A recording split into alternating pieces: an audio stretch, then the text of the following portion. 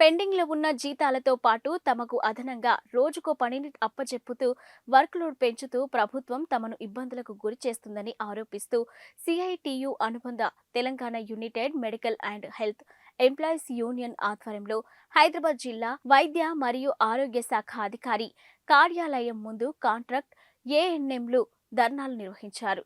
ఈ సందర్భంగా యూనియన్ నాయకులు కుమారస్వామి, కవిత, కిరణ్మయి, రమాదేవి తదితరులు మాట్లాడుతూ గత కొద్ది నెలలుగా పెండింగ్లో ఉన్న వేతనాలను చెల్లించడంతో పాటు రోజురోజుకు తమకు సంబంధం లేని వివిధ పనులను కూడా అప్పచెప్పుతూ వర్క్లోడ్ పెంచుతున్నారని విమర్శించారు.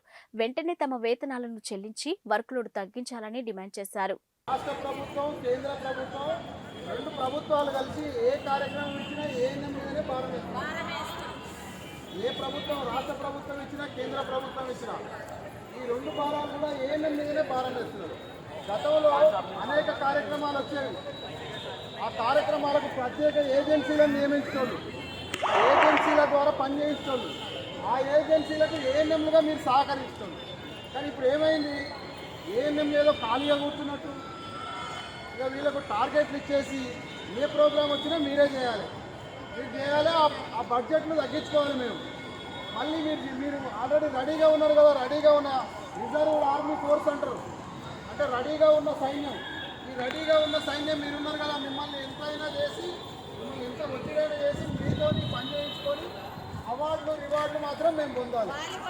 ఈ అవార్డులు పొందాలి. స్టేట్లో కానీ సెంట్రల్లో కానీ ప్రోగ్రాంలన్నీ పూర్తి చేసుకోవాలి. ప్రోగ్రామ్స్కి ప్రత్యేక ఏజెన్సీని నియమించి వాళ్ళ ద్వారా ఈ పని చేయించండి, వాళ్ళకి ఏఎన్ఎంలుగా మనం సహకరిస్తాం అనే దాన్ని ఇలా మనం చెప్పగలుగుతున్నాం. అందుకని అన్ని జిల్లాల్లో కూడా ఇలా ఎన్సీడీ చేయమని అంటున్నారు.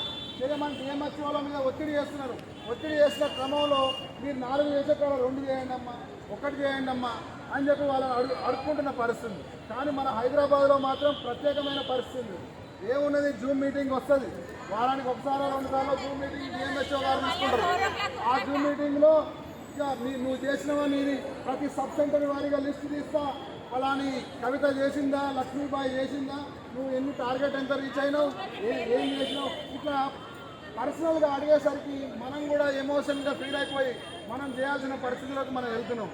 అంటే కానీ వాళ్ళకు ఒక్కరొక్కరికి లక్షల డబ్బులు బడ్జెట్ వస్తే మనకు 1000-1500 ఇచ్చి చేతులు దులుపుకున్న వాళ్ళు కూడా ఉన్నారు. మెడికల్ ఆఫీసర్లు ఏ అలవెన్సులు ఉన్నా మన స్టేట్ లెవెల్లో ఏఎన్ఎం వైజ్గా అకౌంట్లో రావాలని మన డిమాండ్. ఎందుకు అంటే మనం ఎన్ని పనులు చేసినా అవి ఏమంటారు ఇవన్నీ మనము గుర్తించాలి, మనం అడగాలి మెడికల్ ఆఫీసర్ని.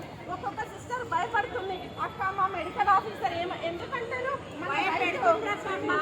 మన అవును మనం తప్ప అడిగితే భయపడాలి. మేము మా మెడికల్ ఆఫీసర్ రాకపోయినా మేము